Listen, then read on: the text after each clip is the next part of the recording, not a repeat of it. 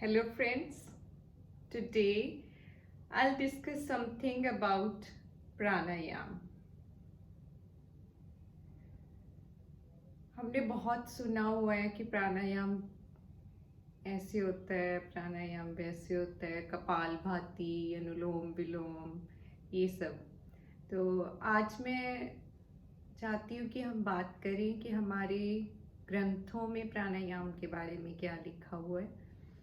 So I'm somewhat weak in Sanskrit, so I'm carrying this English explanation of those mantras which are given to us.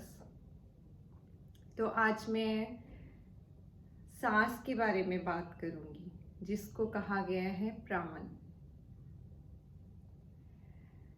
प्राण के बारे में हमारे हठ योग प्रदीपिका, जिसको हम फॉलो करते हैं, उसमें लिखा गया है, स्वात्मा राम जी ने बोला है, चले वाते चलम चित्तम निश्चले निश्चल भवेत योगी स्थाणुत्तमापनोति ततो वायु निरोधेत।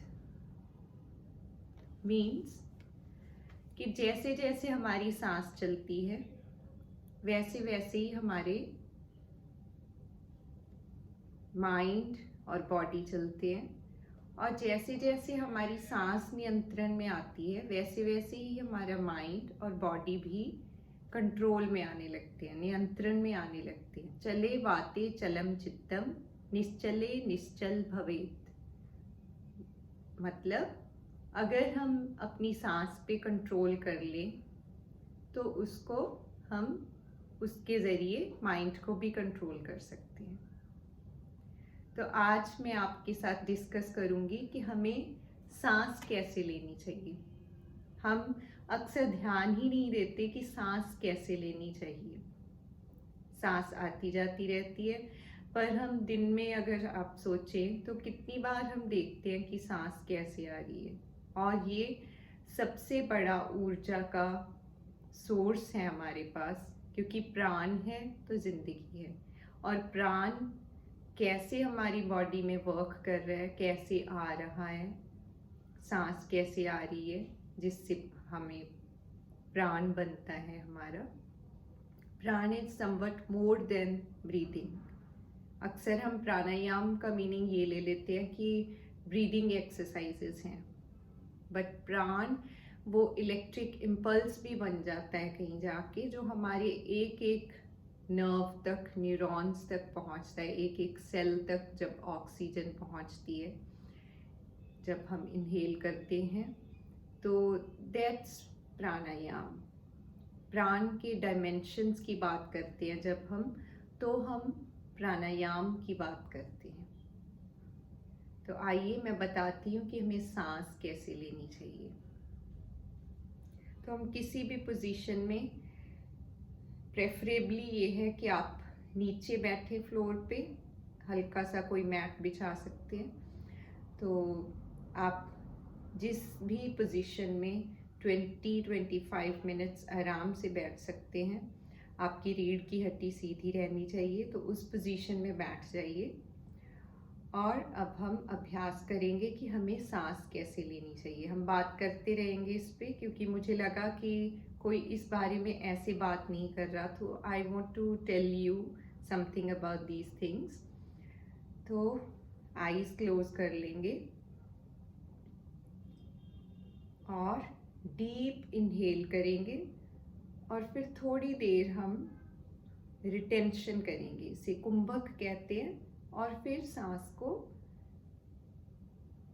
पूरा लॉन्ग, जितना भी आप लंबा कर सकते हो उतना लंबा करके छोड़ेंगे। तो इस पे प्राणायाम पे बहुत ध्यान देने की बात होती है कि जब भी हम एक्सहेल करते हैं तो उसको लंबा करना है, ताकि पूरी तरह से कार्बन डाइऑक्साइड बाहर निकल सके बॉडी से। तो हम इन चीज़ों को, इनहेलेशन, रिटेंशन और एक्सहेलेशन को योग में बोलते हैं पूरक यानी इनहेलेशन, कुंभक यानी रिटेंशन, एंड रेचक एक्सहेलेशन। तो हम डीप इनहेल करेंगे पहले, फिर थोड़ी देर रिटेन करेंगे और फिर एक्सहेल करेंगे। और उसके बाद हम क्या करेंगे, डीप इनहेल करेंगे, लॉन्ग एक्सहेल करेंगे और एक्सहेल के बाद रिटेंशन रखेंगे, सांस को थोड़ी देर रोकेंगे। तो जैसे ही हम सांस को रोकते हैं वैसे ही आप अनुभव करेंगे कि कहीं ना कहीं आपका मन भी ठहरने लग जाता है, रुकने लग जाता है, और फिर माइंड ऐसा बन जाता है कि माइंड आपको नहीं चलाता, आप माइंड को चलाने लगते हैं। तो करिए मेरे साथ। आप पहले काउंट भी कर सकते हो 1 to 5 तक इनहेल करते हुए माइंड में, या फिर मेरा तो तरीका ये है कि जितना हम ऐसी चीज़ों में पढ़ते हैं, मतलब काउंटिंग करा या आँखों को हम धक्के से बंद कर रहे हैं, तो आपका मन करे तो आईज क्लोज करके कर सकते हो, वरना आप जैसे भी बैठे हैं वैसे ही आईज खोल के भी कर सकते हैं। जैसे आपको रिलैक्स्ड लगे वैसे करना चाहिए। जितना भी आप मतलब धक्के से नहीं करना है, मन को थोड़ा सा ठहराना है और फिर आराम आराम से हम सांस की प्रैक्टिस करेंगे कि कैसे हमें लेनी चाहिए।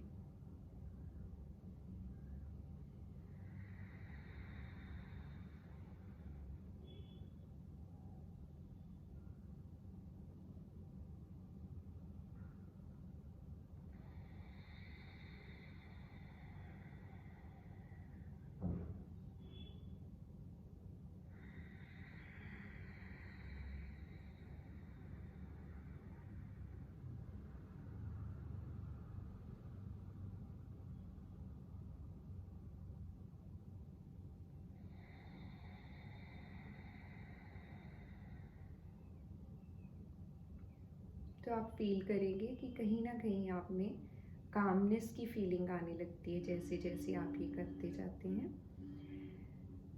जब आप एक्सहेल करते हैं तो वो अपने आप लंबा होने लगता है, क्योंकि इनहेलेशन जब हम डीप करते हैं तो एक्सहेल भी पूरा लंबाई तक करते हैं हम।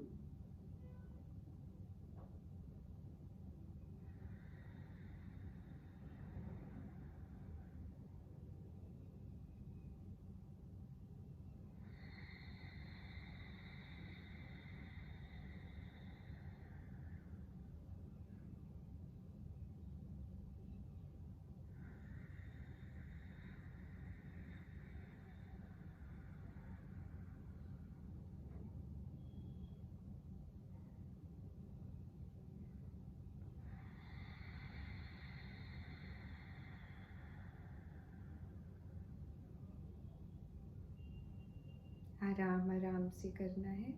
Inhale, exhale slowly.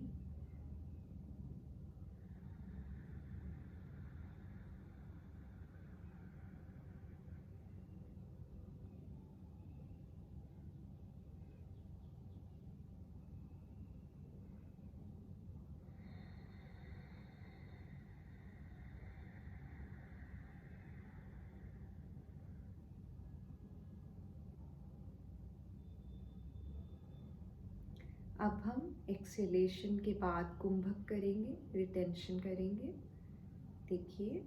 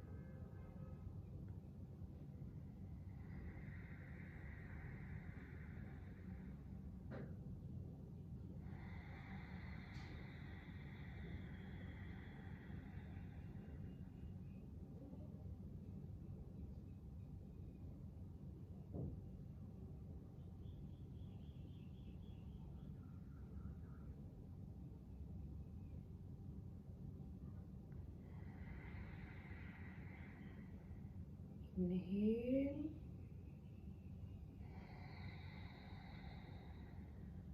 Excel, retention.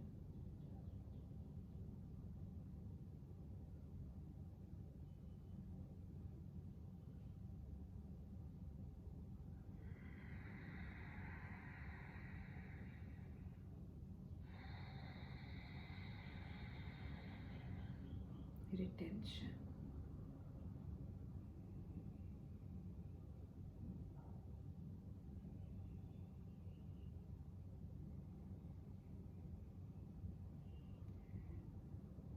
तो जब हम इनहेल करके सांस को थोड़ी देर रोकते हैं और फिर एक्सहेल करते हैं तो उसको आंतरिक कुंभक कहा जाता है। और जब हम इनहेल करके एक्सहेल करने के बाद कुंभक करते हैं, रिटेंशन करते हैं, सांस को रोकते हैं, तो उसको बाहरी कुंभक बोला गया है। ये 4 क्रियाएं हमें पतंजलि जी ने बताई हैं। तो ऐसे ही हमें ब्रीदिंग करनी चाहिए। दिन में जब भी आपको टाइम मिले, जब भी आपको कभी लगे कि आप बहुत एग्रेसिव हो रहे हो, ओवर एक्साइटेड हो रहे हो, आपका कंसंट्रेशन नहीं बन रहा किसी काम में, आप डिस्टर्ब्ड फील कर रहे हो, तभी आपको ये बहुत मदद करेगा, बहुत ही फ़ायदेमंद लगेगा आपको ये, बहुत ही अच्छा फील होगा आपको ये करने के बाद। और आपको लगेगा कि आप बेकार का ही गुस्सा कर रहे थे या बेकार की चिंता कर रहे थे। This is life and it should go on smoothly and this is for enjoyment. So keep breathing like this. Have an eye on your breathing. Thanks for watching.